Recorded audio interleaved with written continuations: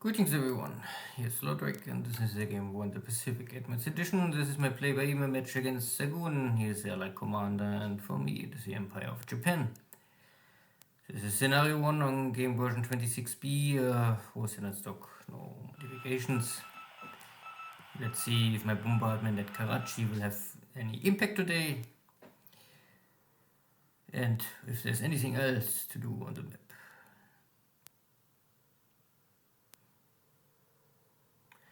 So before my bombardment fleet can even go shelling the enemy base, there's some enemy task force. But these are ML, so motor launchers. These are more or less submarine hunters, short range submarine hunters. These are not torpedo boats. So I don't know why they are here or why Xargun tried to use them to stop me. Maybe his purpose is really only that I waste ammunition. Or he chose the wrong ships by accident and he won't normally use torpedo boats. That I don't know. You can ask him. Because these ships have simply no chance. They don't have, I think they have 3-inch guns? Maybe only machine guns. And my skillful ships can, even if this is a night engagement at 96% moonlight, and I kill them here one by one, no big issue. Of course I use this harm ammunition, I cannot later use for my bombardments, but it's still easy victory. Why here is now 100% moonlight? You can see that the game starts with a percentage of moonlight and then over the phase of the night the moonlight will change. So at the beginning it was 98, now we're at full moon. Now it's a bombardment and this is a bombardment, so I only wait for return fire. For some reason there is no return fire. This I also don't know exactly. Maybe there are no guns in Karachi. I thought Karachi had, like every other big city, a full installed static fort or something like this. And there are coastal guns firing back, but I don't see any numbers, so... At the end I am able to damage and also destroy some aircraft on the ground, and more than I expected. So maybe Xargun has transferred a lot of aircraft to the base to strike me in the morning. I don't know, but I see a lot of aircraft damaged or destroyed. A lot. And no shell hit on my ship. And I also find here some cargo ships and a little other stuff, but all of the damage is only light and secondary. Yeah, some damage to the ground, okay. Some fires, one-way hits. I think this is not so important. The lucky success was here mainly to destroy and damage aircraft. Most important, I can kill you maybe 10 to a dozen Warhawks.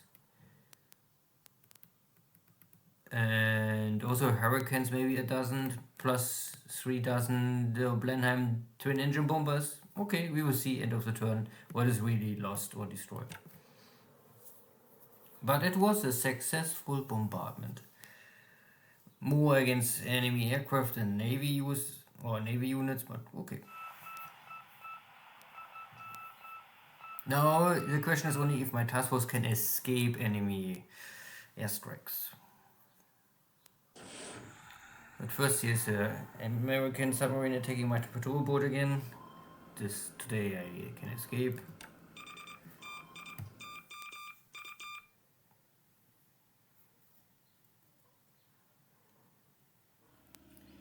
And looks like there is some detection. I can detect a British task force in range of my carriers. So maybe there is still something at the box. First sweeping. No enemy cap fighter more. So yes, I can begin. Not too much damage today.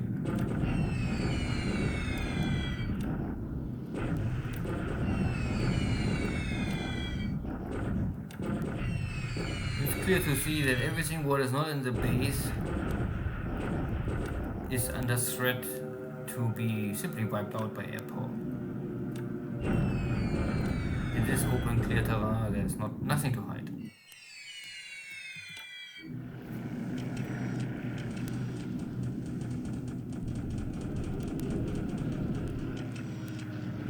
And this is my carrier right now. I find here a destroyer and some cargo ships. Okay.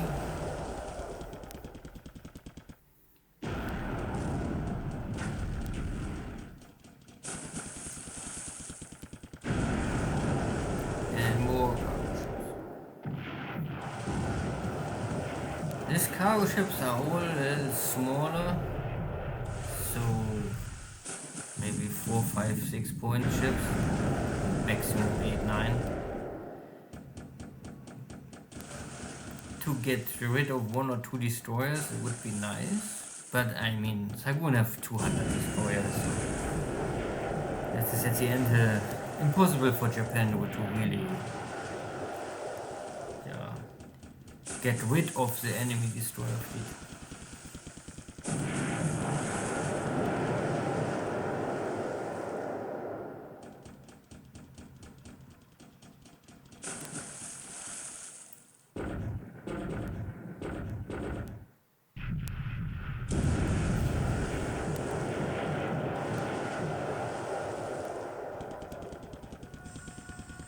So I can think 1, 2, 3, 4, more or less 4 cargo ships going down directly, and 1 is lost. The rest can escape, at least in the morning. The independent airing is a little late.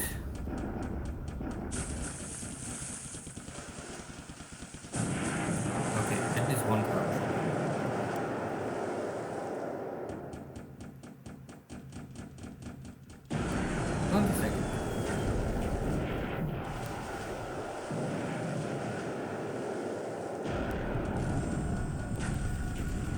So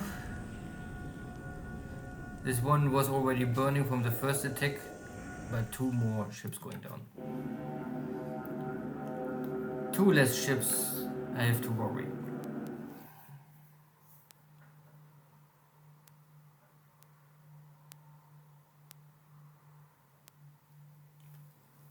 And this was my bombardment task force, maybe just out of range for Xargun to attack me.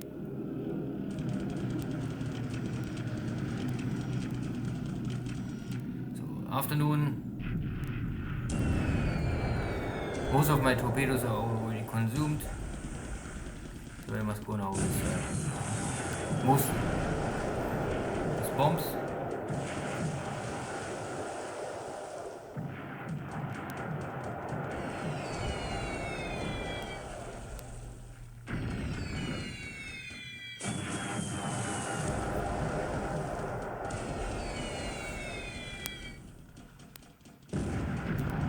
And 250 kilo or 500 pounds, 50 I think,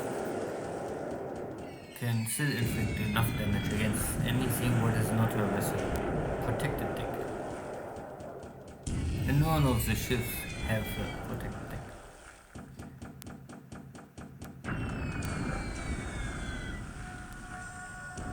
So I can sink a destroyer, a cargo ship, a second cargo ship, and a third cargo ship is more or less doomed. So not too much left to sink.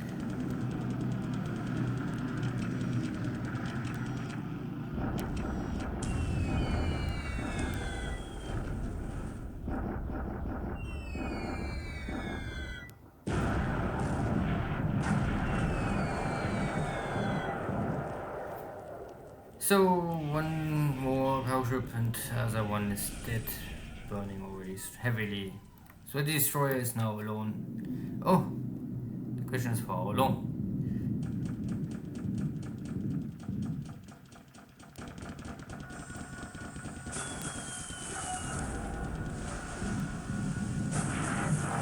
Okay, one torpedo on the destroyer.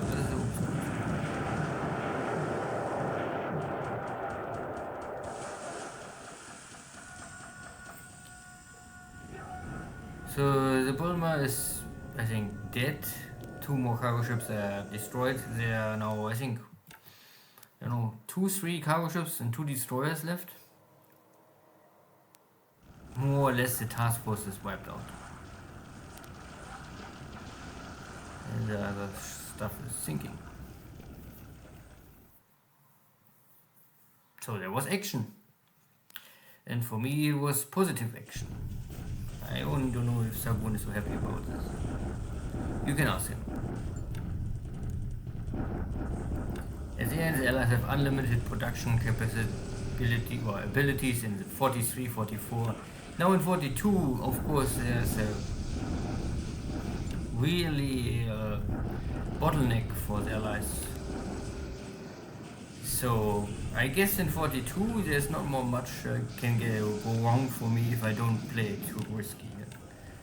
So I also achieved a small victory in China. Force all of these units back where they come from. Okay. Overall, successful day.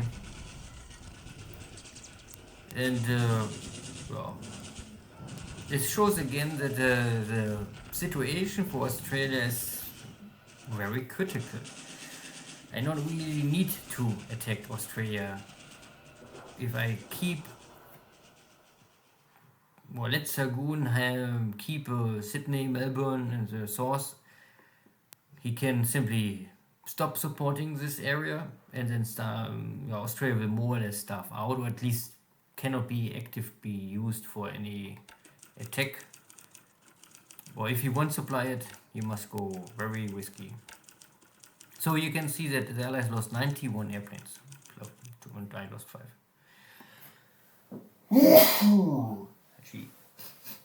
So, and this, of course, could not be. I really cannot say now if these airplanes are lost on a ship or lost on the ground by bombardment fire.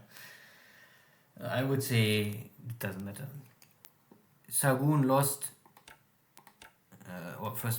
the Japanese lost 5 aircraft, all mostly torpedo bombers, 4 torpedo bombers by flak or ops losses, and 1 army recon airplane.